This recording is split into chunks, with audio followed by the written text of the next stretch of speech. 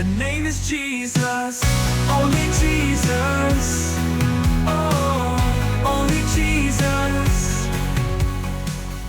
Only Jesus. Welcome back to Faithful Chats. In today's episode, we're continuing our journey through the Sermon on the Mount, looking at Jesus' teaching on adultery in Matthew chapter 5, verses 27 to 30. Just like with murder, Jesus takes this commandment to a deeper level, focusing on the heart behind the actions. Right. He starts with, "You have heard that it was said, 'You shall not commit adultery.' This is the seventh commandment, and it was well known to his audience." But Jesus doesn't stop there.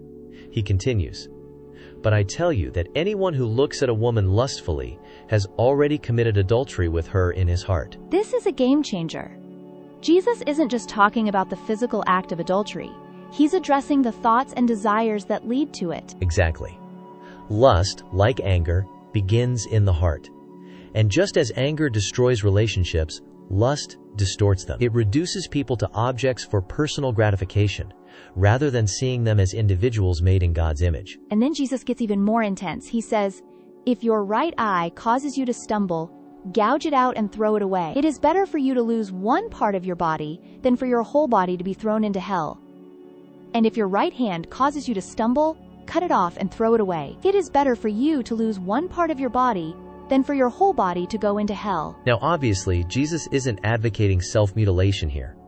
He's using hyperbole to emphasize how seriously we need to take sin. Right. He's saying that if something in your life is causing you to sin, whether it's a habit, a relationship, or even what you're watching or thinking about, you need to cut it out, no matter how painful or inconvenient it might feel. This teaching is radical, but it shows how much Jesus cares about our hearts and relationships. He's not interested in us just avoiding bad behavior. He wants us to live pure, wholehearted lives that honor God and others. So what does this look like practically? First, it means being honest with ourselves. Are there areas in our lives where we're entertaining thoughts or actions that pull us away from God's standard? And second, it means taking action.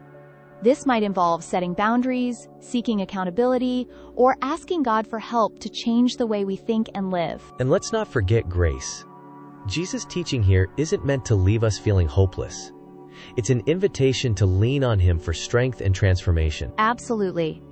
If we're struggling with lust or any sin, we can bring it to God, knowing He's ready to forgive and help us grow. Listeners, this week, take some time to reflect on your heart and your habits.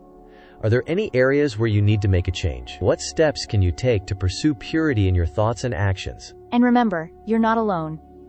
If you need support, reach out to someone you trust or share with us. We'd love to encourage you on your journey. Next time, we'll dive into Jesus' teaching on divorce, a topic that was just as controversial in His time as it is today. Thanks for joining us on Faithful Chats.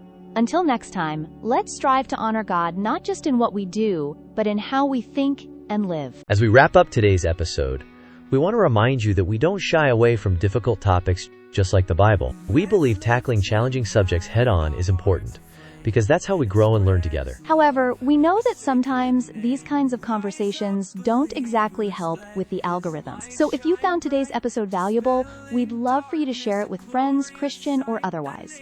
Help us spread these important messages far and wide. If you'd like to support the creation of these episodes and help us continue diving into tough but essential topics, consider becoming a patron or grabbing some merch. All the information is below. Your support makes all the difference. Thank you for listening. And until next time, keep growing in faith, truth, and love.